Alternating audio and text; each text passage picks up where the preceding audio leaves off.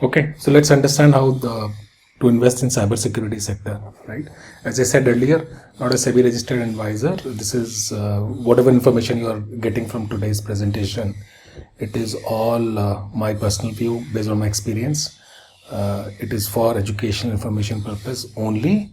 I'm not responsible for any losses if you have for by taking positions in some of these stocks. I might or might not hold some of these stocks that I've mentioned, and the video doesn't reflect any view of my employers. Okay, so let's move on. So first of all, why do we invest in cybersecurity sector, right? So there are a few key things. One, world is connected to internet now, right? So most businesses, as you know, in our life, they are using technology to stay afloat, to sell more, okay, to provide services to their customers. So they are dependent on internet, okay. And a lot of businesses are digital first now. So look at wallet apps or shopping apps, etc. They are all connected to internet. And COVID-19 essentially accelerated everything. Okay, whatever businesses that were not connected, they decided to go online, to serve their customers and to expand their reach. Now, once these systems are connected, they automatically become prone to cyber attacks, and these cyber attacks are, essentially they involve somebody trying to hack to bring your website down or your service down, to steal your customer information, so that eventually it can be sold or used for some other purpose. They might want to do extortion, financial extortion from you by taking control of your system, and there are various other reasons. Okay, so if a system is connected, it can be attacked. That's a very simple rule. So which means every business that's connected to internet or is using internet or IT has to have security solutions or cyber security solutions, and they also need a service provider to manage these systems.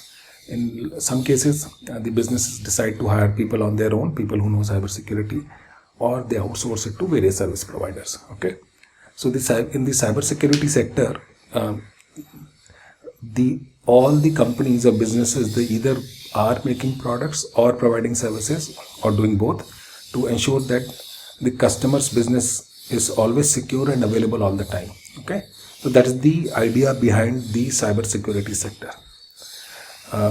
In terms of the market size, this is a recent publication that it is going at a CAGR of 12%, and the market size is around $366 billion. Another analyst report suggested that it's going at almost 11%. So you can approximate take 11%, 12% as an average CAGR growth. Okay. Now, again, if you are looking for more understanding of the tech sector and the cybersecurity sector, I've posted other videos on my channel. Okay, take a look at them. Right. So let's look at the companies, the type of companies that are in the sector. Right. So service providers. So these are companies who are helping customers use cybersecurity products. Okay.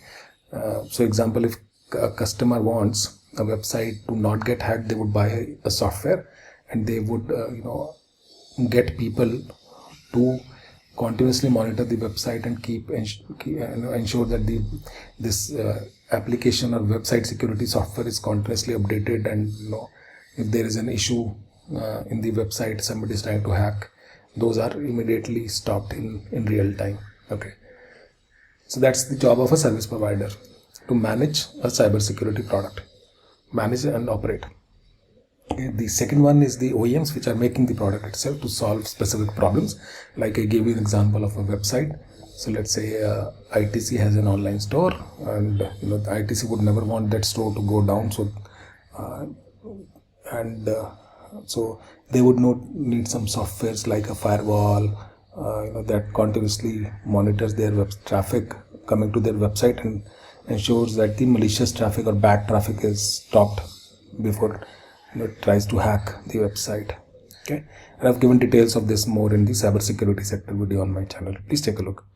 Now, going to the investing, here's my simple system. Okay, I call it the power of three, or essentially three things. One is you have to decide what to buy, when to buy, and when to sell. Okay, so typically what to buy is this: either somebody buys direct stocks like me, some people buy ETFs, and some buy mutual funds, and people mix all these three also.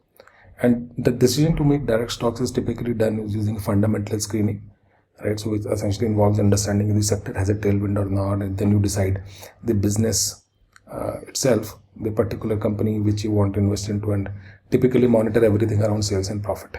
Okay, very, very high level. Now, then the other option is doing a technical screening. So what people do is they essentially, positional traders, they make scanners which are continuously checking technical parameters like breakout systems or stocks making all-time high, 52-week high, or other technical period parameters like RSI, MACD, ADX, etc. And these scanners filter out stocks, and then people take position based on their comfort and knowledge of the company. And then people mix this approach, which I do. It's called techno-funda investing, also known as can-slim investing. Okay. Now, what to buy helps you decide which companies to buy based on tailwinds in the sector, right? When to buy is, so people either use technical parameters or fundamental parameters to exit. Let's say the sales goes down, beyond a certain threshold, then you sell the stock. Or if the technical parameter is broken, similarly you decide when to sell. Okay, so that's how the power of three or the investing approach typically works. Now let's look into this. Let's use this approach for cybersecurity sector, right? So first of all, the big question is, if I have to decide, typically we are, because we're based in India, we have to look for any companies that are listed in India. So there is only one company that I know of, which is Quick Heal. It's an antivirus company. It's a commodity business, so that's the only company that's listed in the product space. On the services side, most tier 1 service providers like Wipro, TCS, HCL, Infosys, they have cybersecurity services arm, and they contribute a small portion to the overall revenue of the companies.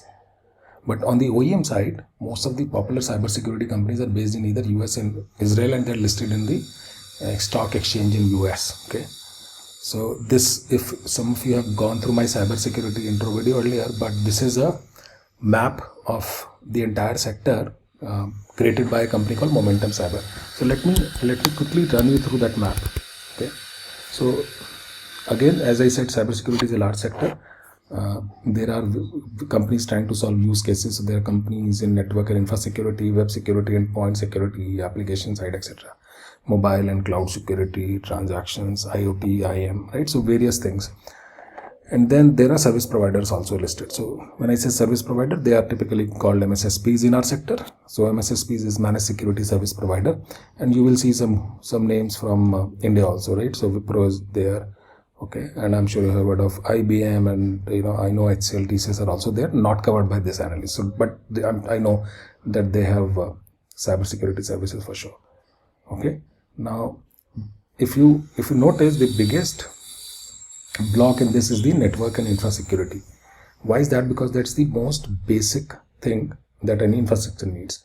So this sector essentially, or this particular use case, is all about ensuring that the traffic within your environment, whether it's incoming or outgoing, is secure, right? Somebody making connection, somebody browsing a website, your employee browsing a website, it should not expose the company environment to bad or malicious activity.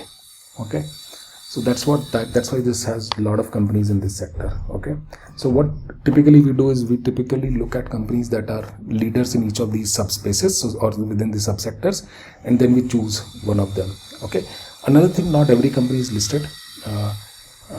Most of the companies in cybersecurity are still not listed on stock exchanges. Okay, but some of the bigger ones are. So let's look at some of these companies based on the use cases. Okay, so this is a list of companies that I am tracking, and there are more actually, but I wanted to keep it simple for everyone. Number one is Palo Alto Networks, Zscaler, CrowdStrike, and this is just a number in terms of my tracking. There is no order to this. Okay, and these are on the right side you see the use cases. So for me, network and infra security is a use case where Palo Alto, Zscaler is there. Okay, and then Microsoft, CrowdStrike, SentinelOne, they do another use case on endpoint security and SOC operations, right? So you will see a lot of companies do similar type of job, and that's very common in cybersecurity. People try to solve same issue using different approaches, right? It's very common. Like, so we get flavors of biscuits and everything, and some people like a biscuit of a particular flavor, other people like biscuit of some other flavor, right? So that's how it is. Another way you can track these companies based on use cases. So what I've done is I've just taken the top 3 use cases, right, and then I've pasted the companies or organized the companies in this. Okay, so Microsoft, for example, is something which is also into cybersecurity, but their main business comes from Azure, the cloud services, the Windows operating system business, or end user computing as they call it, as well as the gaming side. So Microsoft is a behemoth that's trying to do a lot of things, and then there are specific companies, okay, in identity management and etc. So because I do a lot of tech investing, I typically know why I'm getting into it. In fact, all these, even within these companies now, there are differences. So CyberArk doesn't do everything that SailPoint does, or Okta doesn't do what SailPoint does mostly, right? So that's quite different, and you have to go through their websites and reports to understand the difference between these companies. Okay, so that's the what part. Now, how do I decide when to buy and sell? So I typically use technical indicators like RSI, MACD, and moving averages on weekly and monthly charts. Okay, from the fundamental analysis perspective, what I'm doing is I am actually using investing.com. So this is the US version, don't go into India version. So what I can do is, let me look into Palo Alto Networks. Let's do a quick fundamental analysis, and this is the free version. Okay, so this stock made all-time high yesterday. Okay, because they reported excellent numbers, and you can look at the technical chart here. Okay, and also you can look into their financials, so balance sheet, etc. I also go into their website, into investor sections, to download their annual reports, or SEC filings as they call it, and you analyze, and then you can of course subscribe to the commercial version or paid version of Investing Pro to find more data. Okay, it lets you do a lot of things, so ratios, earnings, etc. Everything is there, so it helps you do good kind of analysis. Okay, so look at the margin, it's amazing. Okay, and EPS, growth, cash per share, ROE, ROA, all the typical parameters that we need are there. Okay, so that's how I typically do the financial analysis. Okay, and for me, actually, charts tell the truth. Okay, so let's go to trading view, and let's look at the Palo Alto stock. Okay, and how it has behaved.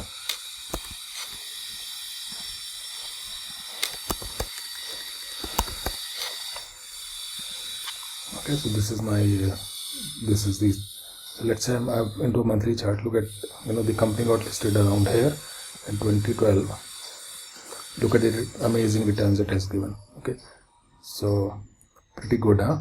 So same goes, so this is when the breakout happened. Okay, multi-year breakout, and stock has gone from 265 to 294, almost 2.5x from here. Another company which is their competitor is Checkpoint. Okay, so again all-time high breakout, right? So tenable.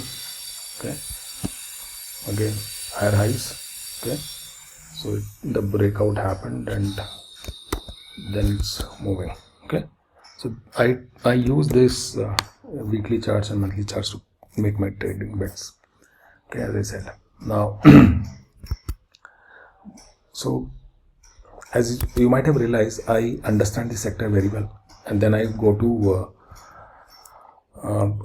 annual reports and the website, and then use the charts to make my decisions. Okay, so it's very important to understand the sector. Okay, other way you can take an exposure is using the ETF route.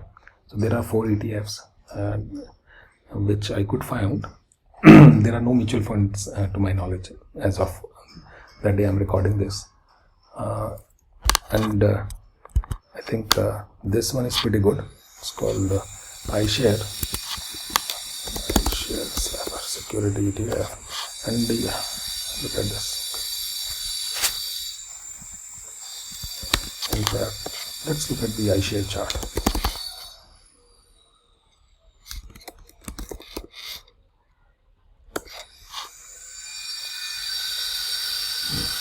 It went down to 37 and bounced back. That's a better support level, right? Or essentially this zone. Okay. So you might want to not take a look at ETFs in case you want to do it. Okay. Another thing that I typically use is sometimes I track companies. So what I do is I go to ETFs and I look into the top companies in which they are investing. So there are a lot of companies, so I go into their portfolios and I find out which companies constitute of holdings. So what companies are there? So look at this, right? So a lot of companies are there. Not everything is cybersecurity here. Akamai is both into networking, and Booz Hamilton is it's a consulting company. Right? So they have 68 companies. Not everything is cybersecurity.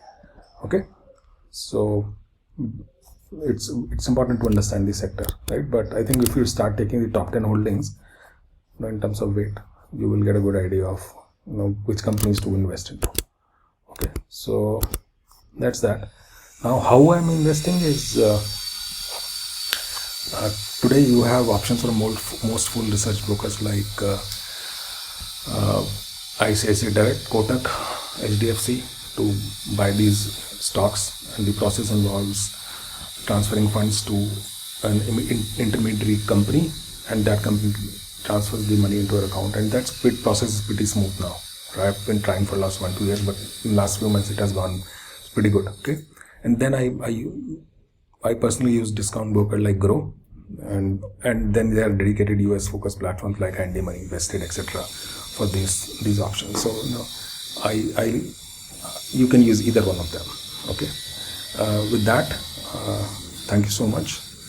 I strongly believe cybersecurity should part of your tech portfolio, right? It's a must-have, as you might have realized. Like technology is a must-have.